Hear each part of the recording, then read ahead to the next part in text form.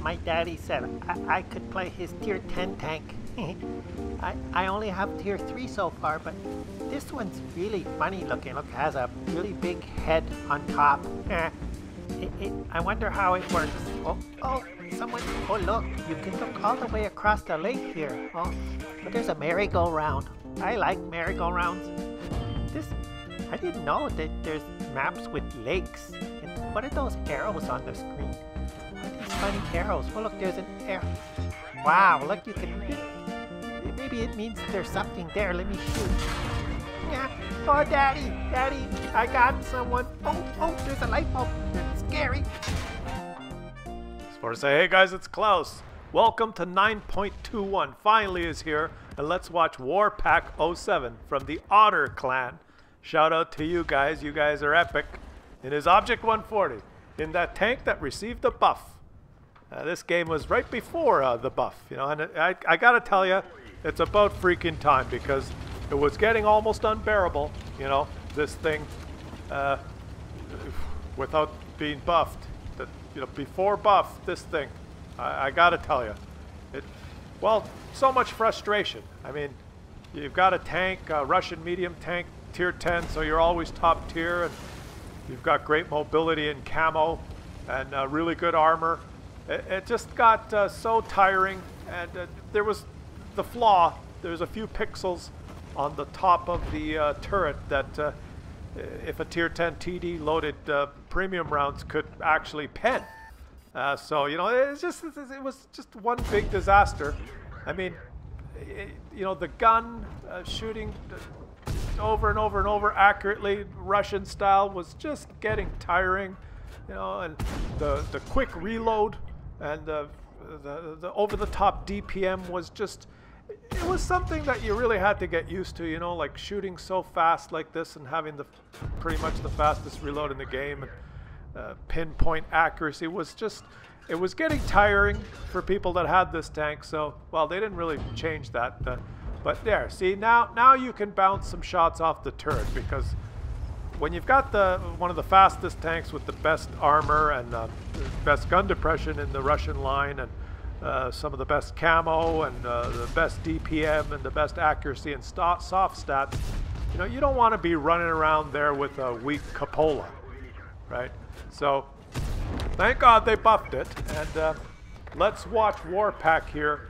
Show us how, you know, he played this thing. I don't know how he managed to just grind his way through this before the buff. I mean, look at this DPM. It's just, you know, when you're facing heavy tanks like this, you can only shoot every 4 or 5 seconds or so. So it takes you, you know, forever to take down a heavy tank. And you know, he had to put up with that for game after game after game before the buff. Like some of the big TDs, you know, well, I guess you could just shoot right through the front of them, and that was getting a little boring. Much prefer to go around them.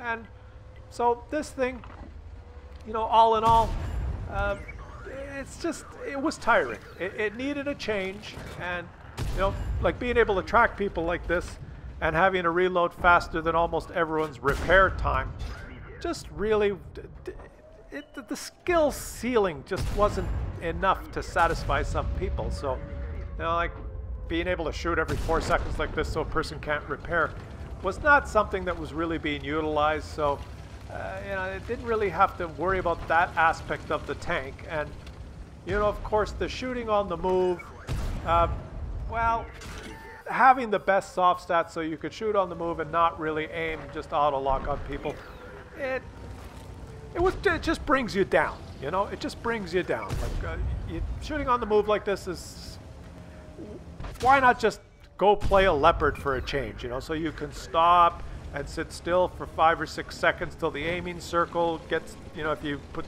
vertical stabilizers and you train your crew, after 6 or 7 seconds you have a 70 or 65% chance of hitting.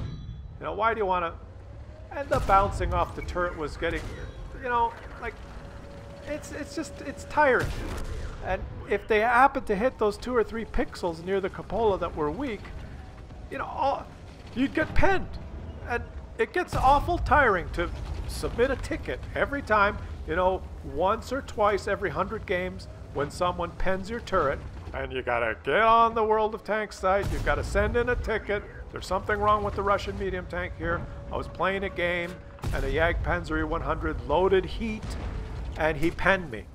Now, can you do something about that? It's, you know, you just gotta sometimes realize you gotta set the level playing field and balance things so this thing can just, you know, perform more in line with the rest of the mediums in the game, like the German ones with no armor that miss, or you know, that Japanese one that misses all the time, or those American ones that miss all the time. But something had to be done, and thank God they came to their senses and buffed this thing, you know, so that we can show some more good gameplay from the Russian medium tanks, make them a little bit more worthy as opponents. So to give, when you play the game, you know, you want to have a challenge. So when you roll out there in your Leopard, you'll know that, okay, well, most of the Russian mediums have been buffed, so I have to try and use my skill more.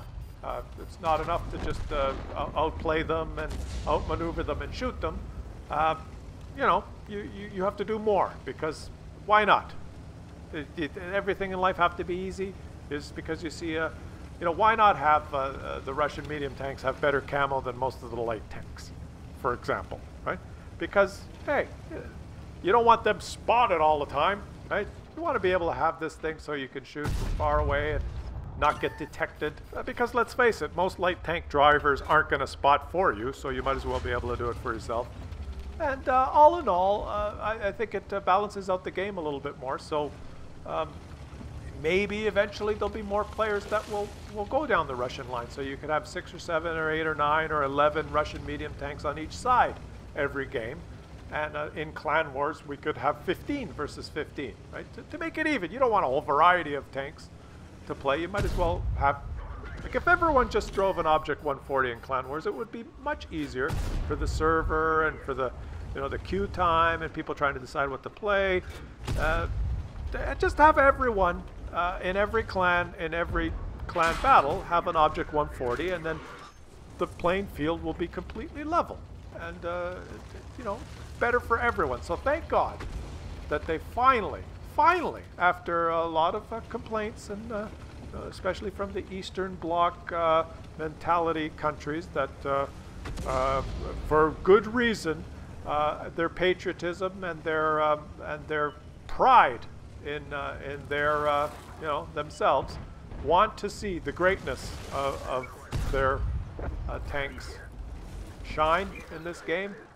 You know, why not? I mean, look at this high caliber and steel wall in a medium tank, you know, fumbling through games with 9,000 damage and 7 kills, you know, and losing credits. It all becomes tiring, and every now and then you've just got to shake things up.